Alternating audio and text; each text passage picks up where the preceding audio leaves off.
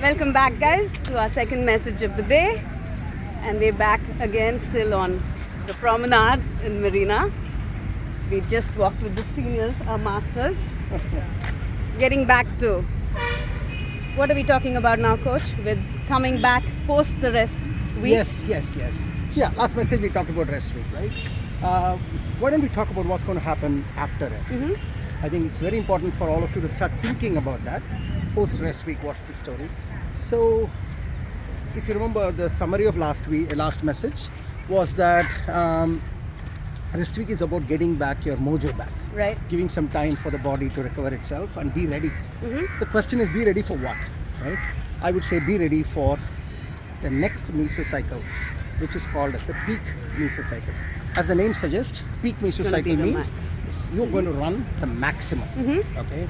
So in terms of the percentages Coach Suja was talking about in the SOU yesterday, about 30% of your overall season run, you will be running in the Peak Meso. Think about that. So volume-wise, there's quite a bit. 30% of your total runs will happen in 3 weeks. Right. That's why it's the Peak Meso Cycle. Now, don't get scandalized by that. You guys are trained for it. It's not as if you just suddenly came and started doing Peak Meso. No. You've been doing that for the last 11 weeks now, including the 2 weeks of rest week. So your body and mind are ready, especially after rest week. It's even more healed. So Peak Meso is all about everything in peak. That means your focus should be peak. If you want to do long distances, when the distances are high, you need to start focusing on some of the things which you may not have focused till now. What are those? Nutrition. Okay, nutrition is key. You do a good job on nutrition, your Peak Meso will be amazing. Okay, Peak Meso will be amazing. The second thing is post-run recovery. Right. Very important. We discussed this in SOU as well. When you do a long run, you need to go, especially if you do longer and longer runs, you need to make sure that you do some of the things that you haven't done till now. And those things are an Epsom salt bath. Yeah. Okay. That's been really helpful. Very helpful, right? Yeah. What is an Epsom salt bath? Let's talk about that. The Epsom salt, you lose a lot of bodily salts when you're running. And people think that the best way to get it is like drinking Gatorade and all that, which is true. But the fastest way to get salts to various parts of the body that was losing salt because of run is through the salt through the skin. So directly going porous skin, going directly into those parts of the muscles. That's why this Epsom salt is you go to the bathtub if you have, fill it up, put the like warm water, put like maybe 2 fistfuls of Epsom salt, put it in. After your long run, just go and lie down for a good 15 minutes. First of all, you'll feel amazing because you've done these long runs, your body is in pain and all that. So you go and settle down and you lie down and you come out of that 15 minutes, you will feel there's no pain in your body. It's because the salt has gone and replenished all those parts of the body, muscles, has got back the salt in the fastest way. So it's actually increasing the level of Salt in the body, which which you've lost because of sweat. It's getting back, the equilibrium is coming back. So magnesium and all the difference. all of this, right? Exactly. So that's gonna that hydration bit is gonna be taking care of that as well. Hydration you will do, you will drink water. Obviously you have to drink a lot of water. But salt loss, this is the way to get back the salt loss back, the equilibrium back in the system. Because you lose a lot of salt when you run a long time, especially these advanced full half marathoners doing 11 miles or full marathoners doing up to 20 miles. Full marathoners, 20 miles coming your way in the next 3 weeks. And I know 20 miles sounds very It does sound huge. daunting, Yes. but 26 miles compared to 26 miles, 20 miles is simple. It's relative. Right. But this is interesting for the because your feet have worked more and have probably lost more. Yes. When you soak it, it's replenishing directly. I didn't think Directly of to that. the muscle. That's the reason why Epsom salt bath. Not only feet, Swati. You're sweating through all parts of your body. Right. So every muscle that you're having this soreness, thighs, hip area, your glutes areas, all of these have lost salt. So it's sort of cringing kind of a thing. Right. So you're immediately Holding giving tight. relief. That's what you're doing. So that's a very important thing. Post-run nutrition. Okay.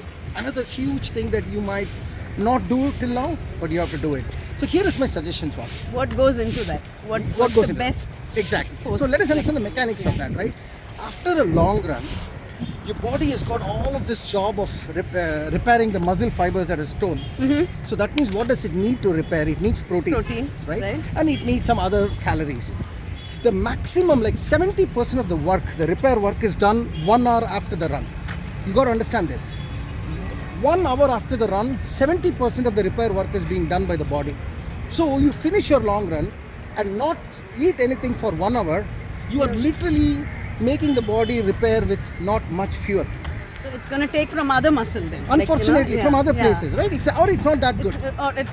It's not as efficient as it can be. As it could be. Right. So you have to help your body recover. So this is what I would suggest. Finish your long run. Focus on what will be that beautiful smoothie that you're going to have. Make yourself ready with that.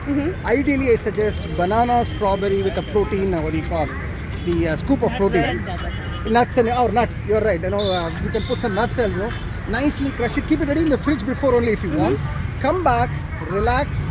I would suggest to do the Epsom salt bath. Lie down in the Epsom salt bath and start sipping this huge glass of smoothie. I like this tropical experience you're painting for us.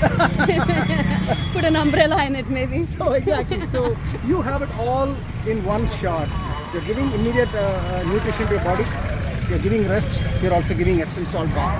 Because of which you will recover beautifully. And as you recover, you will become better very soon. That's what I want you guys to do. And when you do this, you will do a great job in Peak Meso Cycle. Okay? And then after Peak Meso, you have 2 weeks of... I was going to ask you, what next? What follows this? What follows this? It's 2 weeks of taper. Taper means coming down to the race day level. So you just start reducing the workload so that your body now goes into preparation mode for the race day. So the taper week is as important as any other weeks. It's a reduction of miles. Typically what we do is 3 weeks of Peak Meso, then the first week of taper is 60% of the last week. Okay. And then the second week of taper is 30% of the first week of taper. Okay. Right? So it's a gradual reduction to the race day. Right. And that's what we will do. So the second so your second week is lower than your first week, isn't that what you said? Correct. And then you ramp up right after. Then race day straight. So it's like, think about it, like let's say the last week of Peak Meso you did 20 miles, the full week. Then the first week of taper you will do 60% of 20 miles, which is about 12 miles. Then the second week of taper you will do 30% of 12 miles, which is around 5 miles. That's all you will do.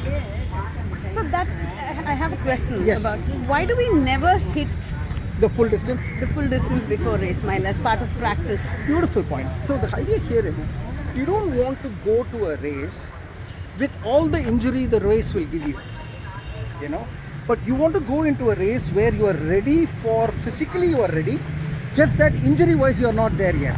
So you're physically and mentally ready for the distance, but injury wise you have not exposed the body to that distance, so that you can come and do the thing. So physical and mental you are ready with 20 miles or 10 miles of Joby. It does make sense, because every time there's a long run, I feel like this is max, like this is as much as I can go. And then the next week I am getting further. How is it possible? Right? You're doing it, right? That's what is happening. So it's possible, but then you're not tiring yourself out before race. Exactly. You don't want to get injured for the 13-mile distance or whatever distance you're doing. So that's what it is. In summary, Peak Meso, focus on post-run recovery and nutrition during and before the run. We have discussed this in SOU, and we'll share more information. And 1 hour right after your long run, that's key. Before one, right? Within 1 hour. Within the hour. Within the hour, you need to have a solid nutrition going into your body. My suggestion is, imagine this, you lying down in this beautiful bathtub. I love this picture. Epsom salt, and with this huge, well-earned smoothie cup, and drinking and enjoying life and being good about yourself. On that visual, guys, signing off. Thank you, Swati, for a lovely time chatting with you. Super fun. Thank you, guys. Thanks a lot.